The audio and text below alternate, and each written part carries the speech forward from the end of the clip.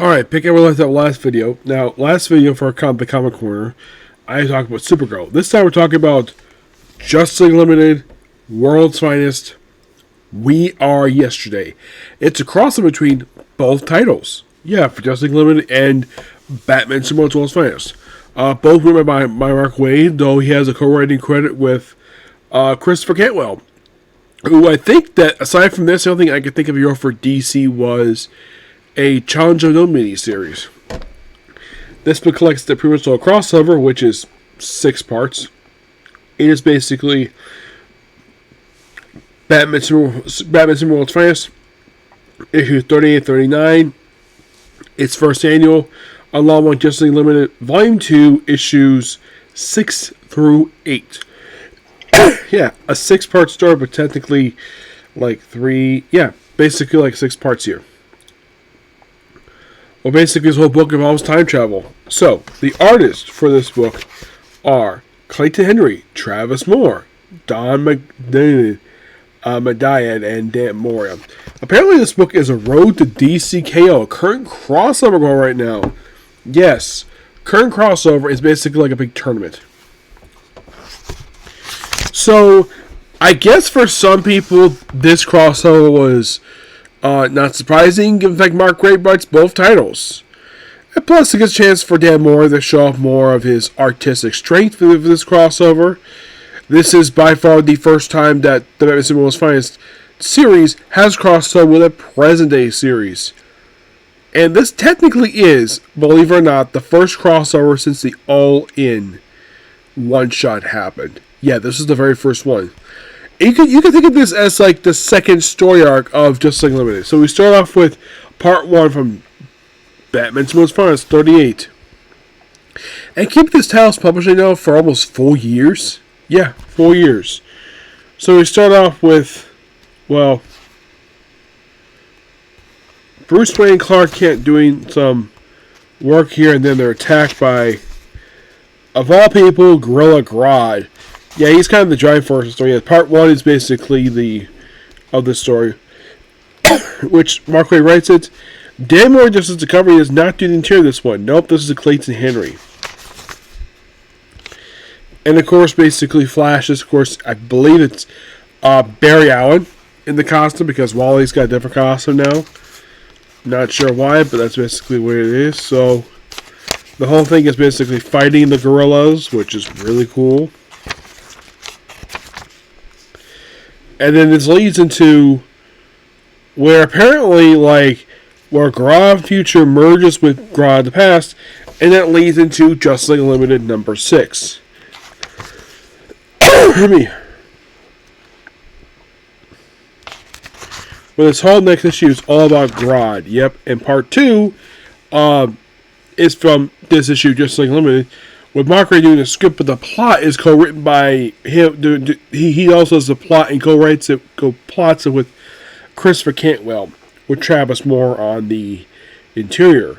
Dan Moore does the cover art for this one.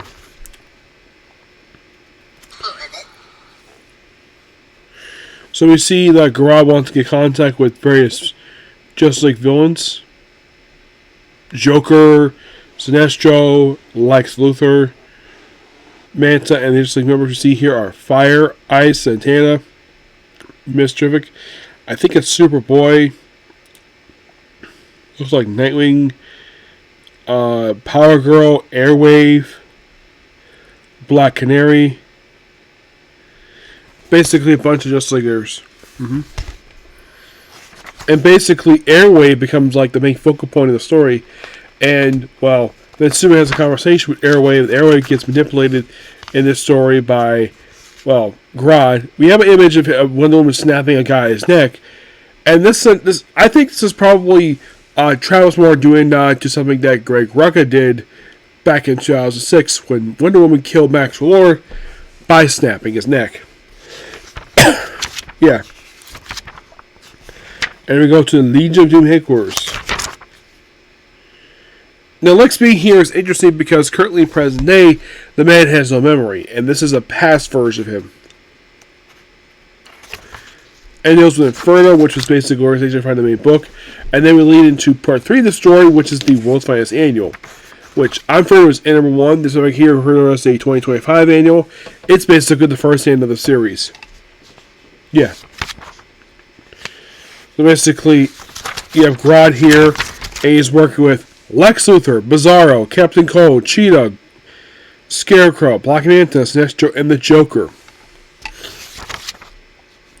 Now, this issue here, this annual is not written by Mark Waid. It's the first thing for Batman World's Finest that is not written by him at all. Well, he does do the script. This one he does do some plotting. There is 2 stories. This one, the opening story is script by Chris Cantwell, who does co-plotting with Mark Waid, with Dan McKean on the artwork. Dan Moore does the cover artwork. There's a backup story called That's the Way of the World, written by Morgan Hampton, artwork by Clayton Henry. It's something, though, that part 3 of a crossover is an annual. Not the first time DC has done this, where they basically integrate the annuals into the main story.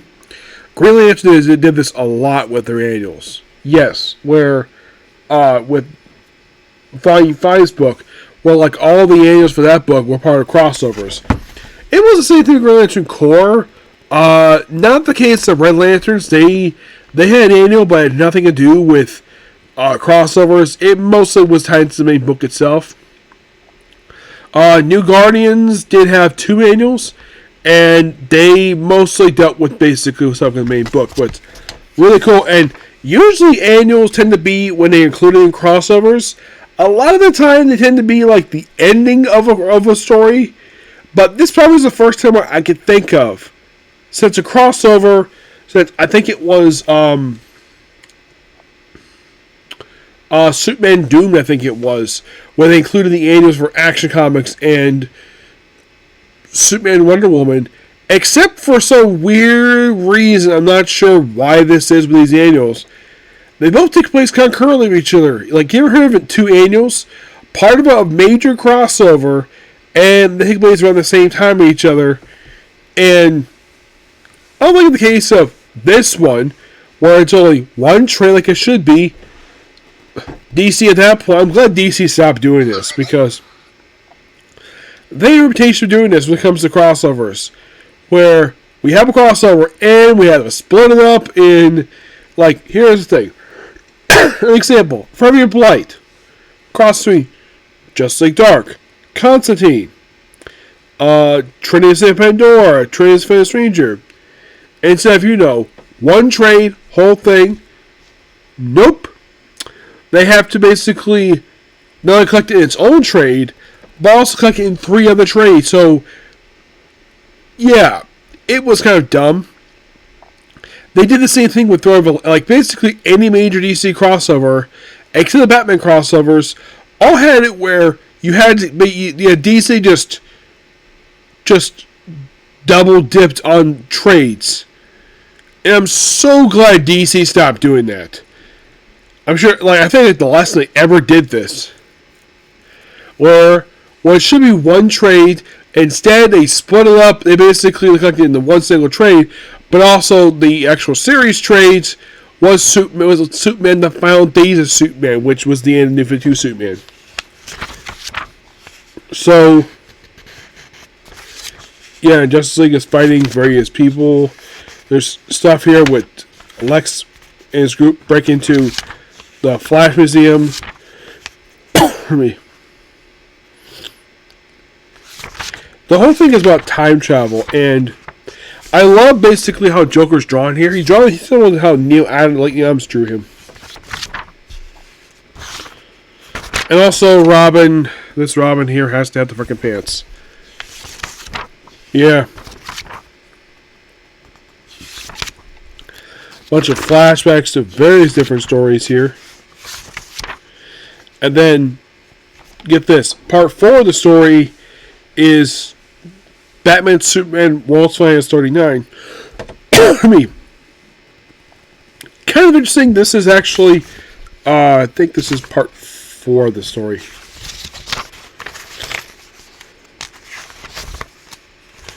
Correct?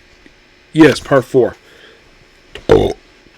excuse me, on the cover, we have Proxima, the Batman Who Laughs, and Ultraman.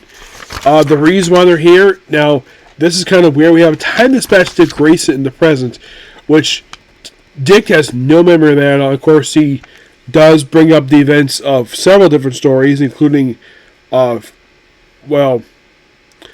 Knight's Middle, Dark Crisis, and the Rebel Superman stuff.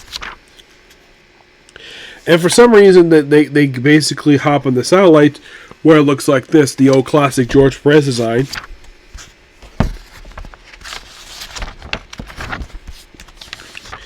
Oh yeah, and also, and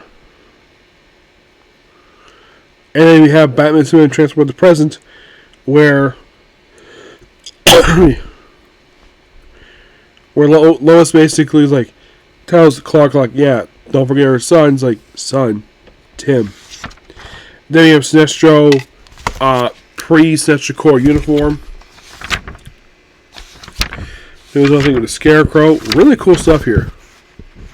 And then Batman sees Alfred, who's actually alive. Yeah, because it's a Time Dispatch Batman. Oh, don't worry, he gets him back to the past, but not Robin. Nope. I'll get to that. And then part 5 of the story is Justice League Limited number 7. We have, the Time Dispatch's Legion of Doom.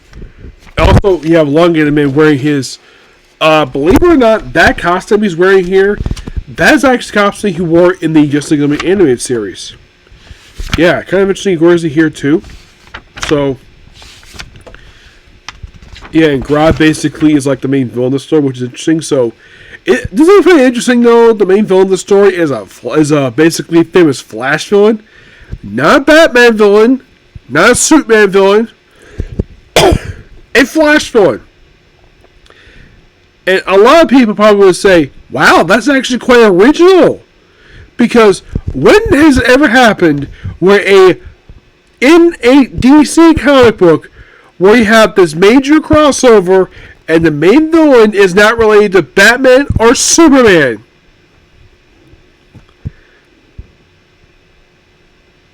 Yeah, which makes this the very first crossover to not do that. Yeah, we have Batman and Superman villains in the story, but they're not the main driving force of the story. It's Grodd, who's the famous Flash villain. So, he communicates his feelings. Yeah. So the book ends with, like, saying, oh yeah, it's just limited. It leads into, yeah, and weird thing is, part 6 is basically a shoot. I thought this was kind of weird.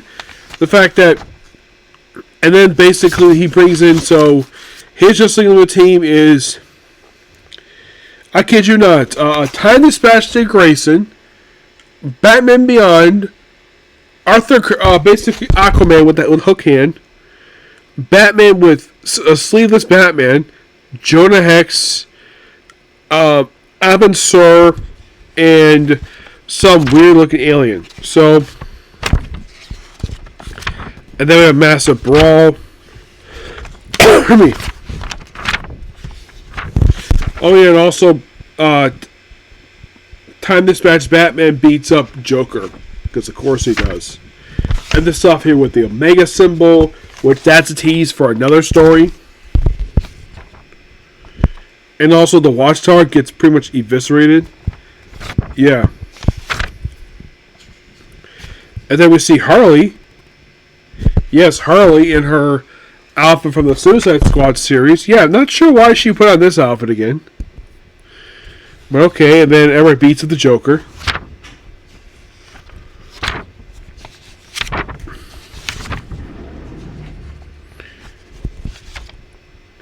And then basically we have people stuck in the present. So then the book ends with the World Forger talking to Time Trapper, who is Doomsday. Yeah, that's basically Josh Williamson did this.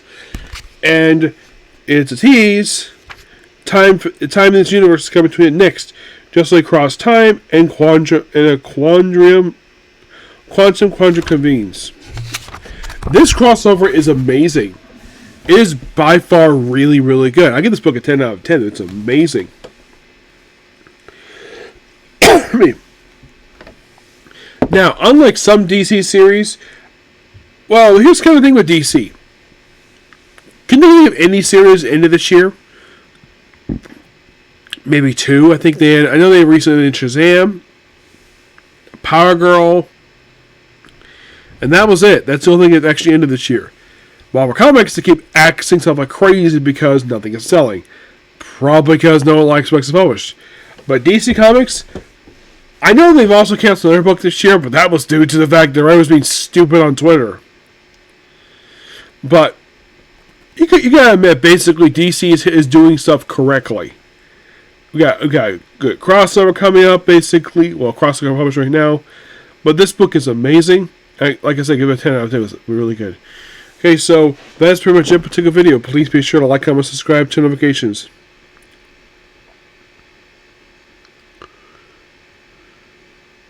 So, next up is Kamen Rider. Yep, that's you. Bye.